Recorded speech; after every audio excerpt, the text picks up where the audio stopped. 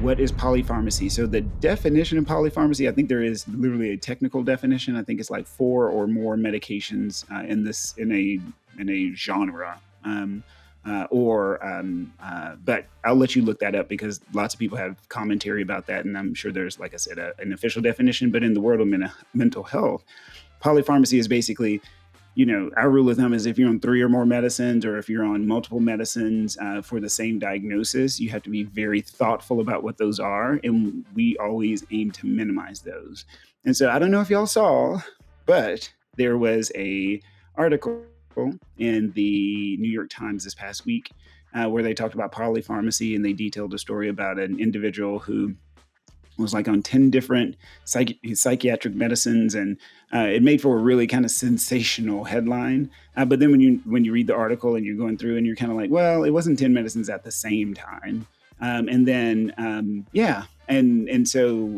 This came up this week. And I mean, we talk about polypharmacy a lot anyway, but the goal, I want to be very straightforward. The goal of your psychiatrist who is treating you is to always use the lowest amount of medicine for the shortest amount of time. We don't want to start your own medicines. That's not the goal. The goal is to help you feel better. And so sometimes, depending on what the diagnosis is, sometimes that can be difficult. And if for some reason we can't, the diagnosis isn't clear, or if the history isn't clear, or if there are conflicting things that happen, we do the best that we can. Because remember, we're only human, and doctors are educated guessers. That's what we're trained to do. And most times we guess correctly, and it's awesome, and everybody praises us. And then sometimes we don't guess so correctly, and we try to learn from those times. And so polypharmacy, we try to minimize it. If you're concerned about polypharmacy, like if you're like, oh my God, I'm on too much medicine, talk to whoever is giving you your medicine, because they know what polypharmacy is, and they can walk you through if they define what you're on as polypharmacy. It is unfortunate that sometimes there are kids and adults who are on a medicine and then are doing fairly well given the risk-benefit ratio, but then they have a side effect. And sometimes we will use a different medicine to treat a side effect of that medicine. Sometimes that happens. We try to minimize that, but sometimes it happens.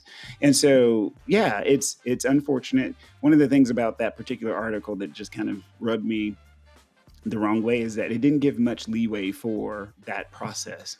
Sometimes it takes us a little time to find the right dose. Sometimes we have to go up on the dose, or half the dose, or do things that are kind of unusual. And that's in the world of medicine, surgery is very definite. Oh, look, there's a vein. Oh, look, let me cut it. Oh, look, let me sew it to something else, right? Very straightforward. I'm sure surgeons are like, no, it's not that easy. But walk with me here.